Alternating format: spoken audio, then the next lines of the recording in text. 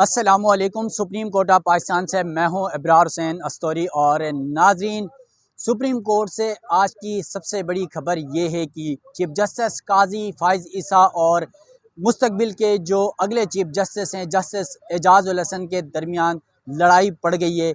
हमने माजी में भी देखा जब चीफ जस्टिस नहीं बने थे काजी फाइज़ ईसा साहब और उस वक्त चीफ जस्टिस थे उमर अता बंदियाल साहब, तो सुप्रीम कोर्ट के अंदर जजेस के दो धड़े थे। और ये हर कोई जानता है कि कौन सा जज किस पैनल का हिस्सा था। दो पैनल्स यहाँ पर थे और इस तासुर की वजह से बहुत सारे लोगों को फ़ायदा भी मिला, क्योंकि आपस की जो लड़ाई थी जजेस की, आपस के जो इख्तिलाफात थे उससे लोग फ़ायदा उठाते रहे। लेकिन चीफ जस्टिस काजी फाइज़ ईसा के चीफ जस्टिस बनने के बाद ये तासुर दिया जाता रहा चीफ जस्टिस की जानिब से कि अब हम अपनी गलतियों को बुला चुके हैं, माजी की गलतियों को हम बुलाना चाहते हैं। और फिर बार बार वो ये कहते रहे कि जजेस के जो इख्तिलाफात हैं ऐसे कुछ भी नहीं है। वो बज़ाहिर ये तासुर देने की कोशिश करते रहे, मगर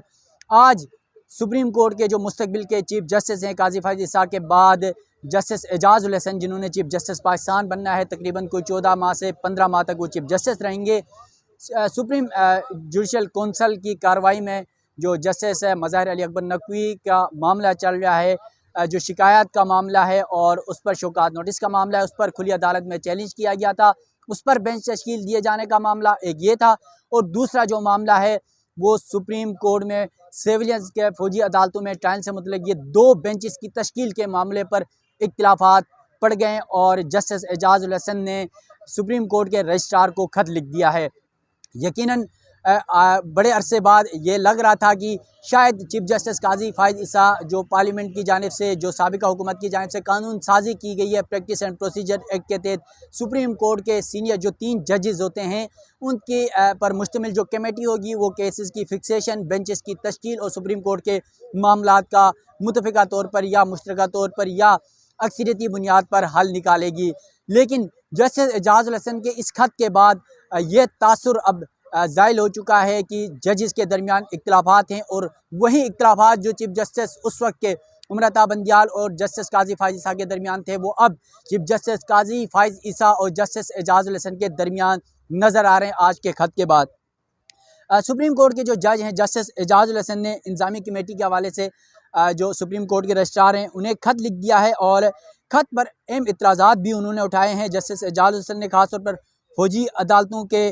ट्रायल और जस्टिस मज़ाहिर अली अकबर नकवी के हवाले से जो मुकदमात हैं उनके लिए बनाए गए बेंचेस की तश्कील और जजेस की सिलेक्शन के हवाले से उन्होंने तहफ़्फ़ुज़ात का इजहार किया, इतराज़ उठाया है। और जस्टिस एजाजुल हसन की जानिब से जो खत रजिस्ट्रार सुप्रीम कोर्ट को लिखा गया है उसमें कहा गया है कि 7 दिसंबर को 4 बजे चीफ जस्टिस पाकिस्तान काजी फाइज़ ईसा के ऑफिस में इजलास हुआ और इजलास का एजेंडा मुझे मुतअद्दिद मरतबा राबितों के बाद दिया गया। जबकि इजलास के एजेंडा देने के बाद सिविलियंस के फौजी अदालतों के ट्रायल के मुकदमे में मुझे बताया गया कि 7 रुकनी बेंच तश्कील दिया जाएगा, जबकि पसंद नापसंद के तासुर से बचने के लिए मेरा मौक़िफ़ था कि तमाम सीनियर जजेस पर मुश्तमिल बेंच तश्कील दिया जाए।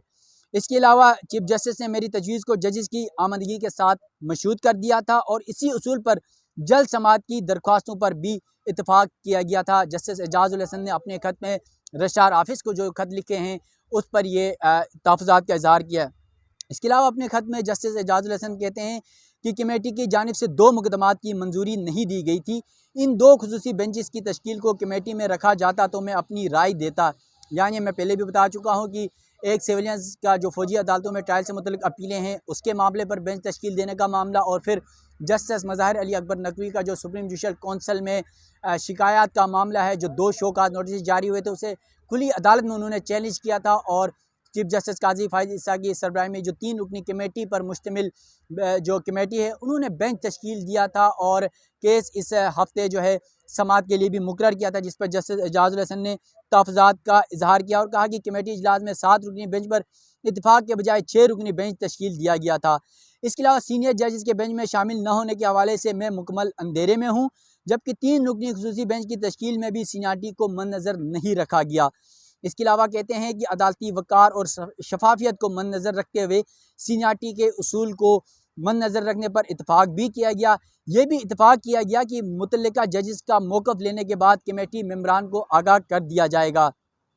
जबकि जुमे के रोज़ 2 मरतबा कॉल्स करने के बाद बताया गया कि फ़ाइल चीफ जस्टिस के चैम्बर में मंजूरी के लिए गई है और इंतज़ार करने के बावजूद 6:30 बजे कॉल करने पर बताया गया कि रजिस्ट्रार साहिबा सुप्रीम कोर्ट से जा चुकी हैं। इसके अलावा चौथी और 5वीं कमेटी इजलास के मिनट्स भी नहीं भिजवाए गए और न ही मेरे दस्तखत लिए गए, जबकि इन मिनट्स को बगैर मेरी मंजूरी सुप्रीम कोर्ट की वेबसाइट पर भी जारी कर दिए गए। ये जस्टिस एजाजुल हसन की जानिब से सुप्रीम कोर्ट रजिस्ट्रार को आज ये ख़त लिखा गया है और यकीनन इस ख़त में उन्होंने अपने तहफ़्फ़ुज़ात का इजहार किया है और जो इतराज़ात थे वो मैंने आपके सामने रखे। और हमने माजी में भी देखा कि सुप्रीम कोर्ट के जजेस आपस में तकसीम रहे 2 पैनल से, जिस तरह मैं पहले बता चुका हूँ। चीफ जस्टिस से उस वक्त के उमर अता बंदियाल साहब, एक उनका पैनल था और एक जस्टिस काजी फ़ाइज़ ईसा का पैनल था। मुख्तलिफ मामलात पर इसी जो है कंट्रोवर्सी की बुनियाद पर जस्टिस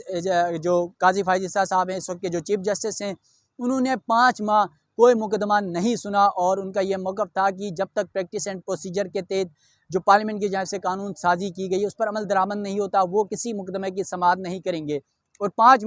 माह तक आपने देखा उन्होंने कोई मुकदमा नहीं सुना, वो चैम्बर वर्क करते रहे और बार बार उन्होंने यही सवालात उठाए कि सुप्रीम कोर्ट का जो चीफ जस्टिस होता है वो इकलौता सब कुछ नहीं होता। और इन तमाम मामलात को मद्देनज़र रखते हुए उनका ये मौक़िफ़ था कि सुप्रीम कोर्ट के जो सीनियर 3 जजेस हैं जिसको पार्लियामेंट की जानिब से कानून साजी के ज़रिए इख्तियार दिया गया है उस पर अमल दरामद होना चाहिए। और यकीनन ये अच्छी बात थी और बहुत सारे लोगों का ये मौक़िफ़ था कि चीफ जस्टिस काजी फ़ाइज़ ईसा मुस्तक़बिल के लिए सुप्रीम कोर्ट में एक अच्छा ट्रेंड सेट करने जा रहे हैं, क्योंकि एक चीफ जस्टिस को वो ये समझते थे कि ये अमरियत वाला मामला है कि एक चीफ जस्टिस तमाम इंतज़ामी मामलात संभाले। जिस तरह सुप्रीम कोर्ट में जजेस के जो है जजेस को किस बेंच में बिठाना है, किसको किस बेंच में बिठाना है, फिर बेंचेस की तश्कील का मामला था और फिर जो मुकदमात थे उनकी फिक्सेशन का मामला था कि कौन सा मुकदमा कब लगेगा, कैसे लगेगा, किस बेंच के सामने लगेगा, किस जज को उस मुकदमे में रहना चाहिए, नहीं रहना चाहिए। ये तमाम 3 रुकनी कमेटी जो है वो बैठ के डिसाइड करती थी और बहुत सारे मुकदमात में अब तक जो 3 से 4 माह गुजरे हैं चीफ जस्टिस काजी फ़ाइज़ ईसा के, ऐसा ही होता हुआ नज़र भी आया। और उस कमेटी में 3 रुकनी कमेटी जो है सुप्रीम कोर्ट की, उसमें चीफ जस्टिस काजी फ़ाइज़ ईसा हैं जो सुप्रीम कोर्ट के सबसे सीनियर जज होते हैं। उसके बाद जो सीनियरिटी की बुनियाद पर दूसरे जज हैं जस्टिस सद्दात तारिक मसूद, जो चीफ जस्टिस नहीं बनेंगे, उससे कबल उन्होंने रिटायर होना है, वो इस कमेटी का हिस्सा है। और तीसरे में जस्टिस एजाजुल हसन हैं जो चीफ जस्टिस काजी फ़ाइज़ ईसा के बाद अगले सुप्रीम कोर्ट के चीफ जस्टिस होंगे। अब इन 3 जजेस पर मुश्तमिल कमेटी ने तमाम मुकदमात की फिक्सेशन और फिर जजेस के जो है बेंचेस की तश्कील का मामला था, वो सारे मामलात इनके हैंड ओवर थे और इन तमाम मामलात को ये देख रहे थे। लेकिन आज जस्टिस एजाजुल हसन की जानिब से जो ख़त लिखा गया है, इस ख़त के बाद जो माजी में हमने देखा जिस तरह सुप्रीम कोर्ट के जजेस आपस में तकसीम नज़र आए और ऐसा लग रहा था कि शायद एक जज कुछ और करने जा रहा है तो दूसरा जज कुछ और कर रहा था, तो अब फिर वो एक मामला दोबारा से उठ चुका है। और क्योंकि जस्टिस मज़ाहिर अली अकबर नकवी की फेवर जस्टिस एजाजुल हसन कर रहे हैं और दूसरी जानिब जो चीफ जस्टिस काजी फ़ाइज़ ईसा हैं और जस्टिस सद्दात तारिक मसूद हैं, वो जस्टिस मज़ाहिर अली अकबर नकवी के शायद